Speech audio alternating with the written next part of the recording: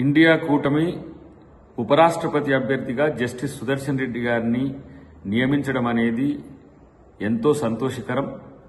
దానికి తెలుగు రాష్ట్రాల్లో ఉన్న రాజకీయ పక్షాలన్నీ ఈరోజు మద్దతు చెప్పాలని మా ముఖ్యమంత్రి గారు రేవంత్ రెడ్డి గారు విజ్ఞప్తి చేసినట్టుగానే మేమందరం కూడా విజ్ఞప్తి చేస్తున్నాం.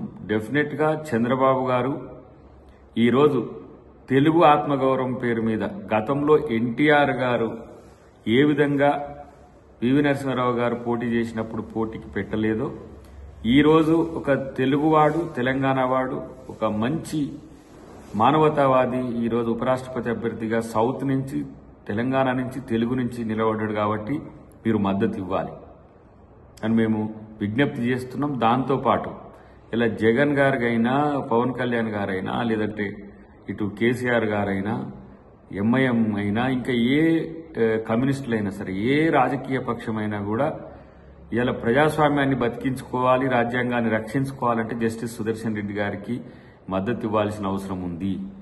ఒక్కసారి ఎన్టీఆర్ గారి తెలుగు ఆత్మగౌరవాన్ని గుర్తు తెచ్చుకోండి.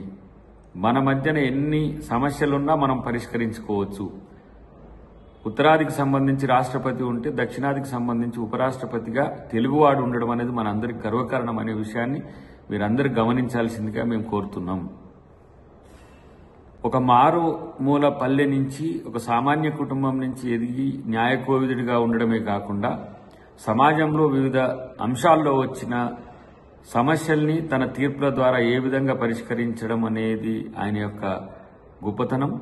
సుదర్శన్ రెడ్డి గారు అన్నిటికంటే ఎక్కువ రాజ్యాంగ పరిరక్షకుడుగా ఇలా ఇండియా కూటమి అభ్యర్థిగా ఉండడాన్ని మీరు రాజకీయంగా తీసుకోవద్దనేది ఇలా అన్ని రాజకీయ పక్షాలకు కూడా కాంగ్రెస్ పార్టీ తరఫున కోరుతున్నాం. ఎందుకంటే ఒక న్యూట్రలిస్ట్ను మేము ఈరోజు అభ్యర్థిగా నిలబెట్టడం జరిగింది.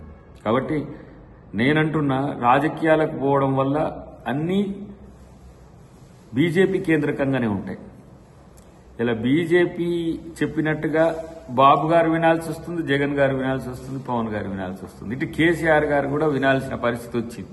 దీనితో కనీసం మేమంతా ఒకటే, తెలుగు వాళ్ళమంతా ఒకటే అని చెప్పడానికి ప్రయత్నం చేయాల్సిన ఒక శుభ సందర్భం. కాబట్టి ఈ అవకాశాన్ని తెలుగువారి ఆత్మగౌరవం నిలబెట్టుకునేందుకు అన్ని పక్షాలు సహకరించాలనేది మేము కోరుతున్నాం. అన్నిటికంటే ఎన్టీఆర్ గారి ఆలోచన విధానాన్ని మేము కొనసాగిస్తున్నామని చెప్పడానికి చంద్రబాబు గారు ఈ సందర్భంలో ఒక మంచి నిర్ణయం తీసుకోవాల్సిన అవసరం ఉంది.